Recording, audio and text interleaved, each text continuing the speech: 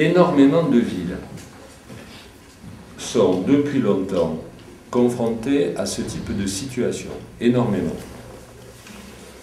Ce sont des situations mises de la part d'un certain nombre de résidents, commerçants, socioprofessionnels, etc. Ce sont des questions relevées au niveau de l'agressivité, de l'hygiène, de la précarité, mais aussi de la pauvreté, de l'ordre public, de la question de l'enfance, etc., etc. Énormément de villes sont confrontées depuis très longtemps à cette phénoménologie. Je le dis tout de go, aucune n'a trouvé la, entre guillemets, potion magique, s'il est possible de trouver une potion magique à cette phénoménologie qui est aussi une phénoménologie sociale.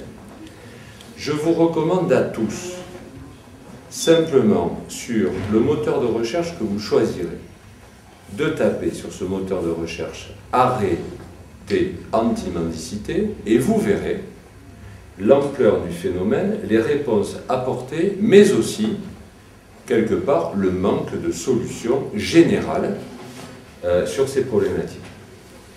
Il suffit que vous vous reportiez, par exemple, à l'arrêté pris par le maire de Cannes, par celui de Châlons, par celui de Bordeaux, par etc., etc. Je ne vais pas tous vous les énumérer, mais vous serez apte à juger de la situation réelle. Alors, elle est à la fois dans la vivance d'un certain nombre de nos concitoyens, ici comme ailleurs, mais aussi dans les solutions apportées. J'ai eu une longue discussion depuis à plusieurs reprises avec le maire de Tarbes, comme avec madame le maire de Pau, comme avec monsieur le maire de Bayonne, parce que ce sont des questions, je veux le dire aussi très fermement ici, que nous travaillons avec Michel depuis de longs mois.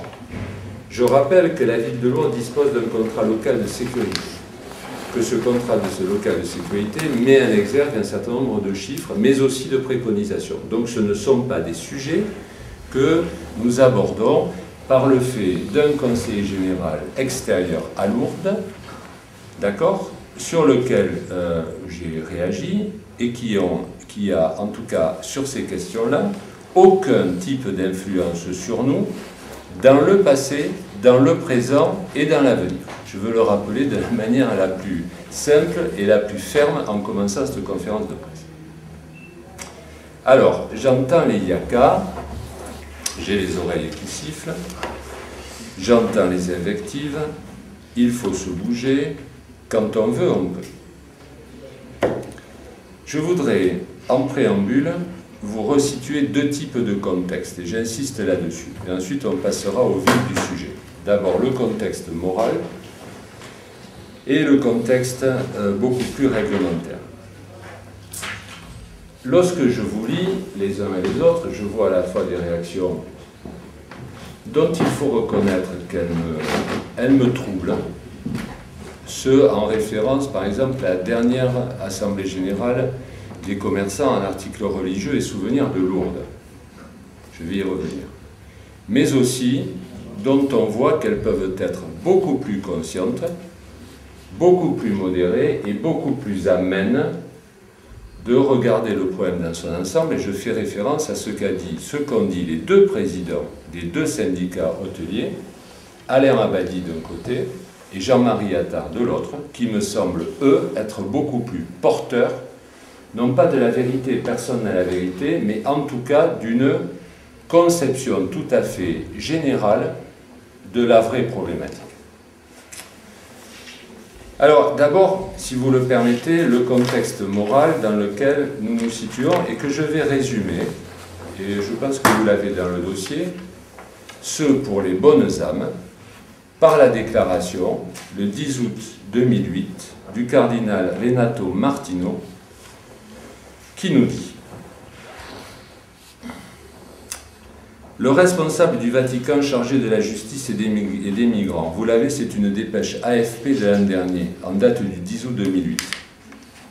Le cardinal Renato Martino a jugé vendredi inacceptable les mesures anti-mendicité adoptées par plusieurs villes italiennes, au passage Assise, la patrie de Saint François d'Assise, Florence, Rome, Venise et d'autres, rappelant que, et c'est là où je veux en venir, je n'ai pas à commenter les propos du cardinal Martino, ni à ce qu'ont fait les mêmes Italiens, rappelant que mendier est un droit humain fondamental. Je cite, « Mendier est un droit humain fondamental pour ceux qui ont faim et qui ont froid.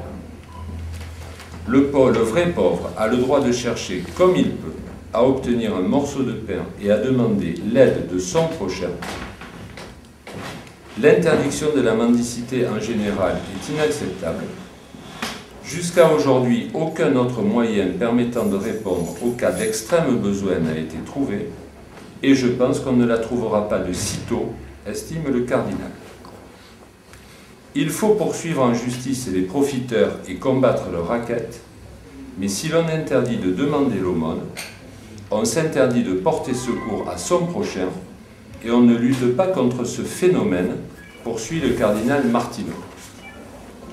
Ce pour le contexte moral, et je vais relever ce contexte moral parce que nous sommes à Lourdes, je n'ai nul besoin de vous le répéter aux uns et aux autres, et que la dimension du problème à Lourdes ne peut pas nous exonérer, je dirais, d'une telle conception des choses de la vie et des choses de l'humain et j'ose dire du prochain. Alors quand je lis des déclarations du type « commercialement nous sommes morts », plus personne ne viendra à Lourdes, je peux vous garantir une chose, c'est que Dieu merci, les gens qui nous font le plaisir et l'honneur de venir à Lourdes, nous, autorités civiles, ne viennent pas parce que nous avons des hôtels qui sont formatés avec Canal+ à l'intérieur ou parce qu'il y a du commerce, ils y viennent vraiment pour d'autres considérations et je crois que chacun peut le savoir. J'ajouterai une chose, ce qui m'a aussi quelque part un peu choqué, c'est qu'on puisse dire qu'un sou donné à un pauvre est un sou de moins dans l'escarcelle des commerçants. Je suis commerçant moi-même, en tout cas je l'ai été, et un sou de moins ou 1 euro de moins dans l'escarcelle du sanctuaire Notre-Dame de Lourdes. J'espère que ces propos ne seront pas relayés par une presse nationale et je me demande ce qui causera à Lourdes le plus de tort sont ces déclarations ou des situations qui sont des situations éminemment difficiles à la fois pour les personnes qui sont dans la rue mais aussi pour les autorités municipales. Chacun sait que le maire est responsable de tout, qui ont en charge un certain nombre de choses et cette charge, nous allons l'assurer et je vais vous dire comment. Voilà pour le contexte moral de la question.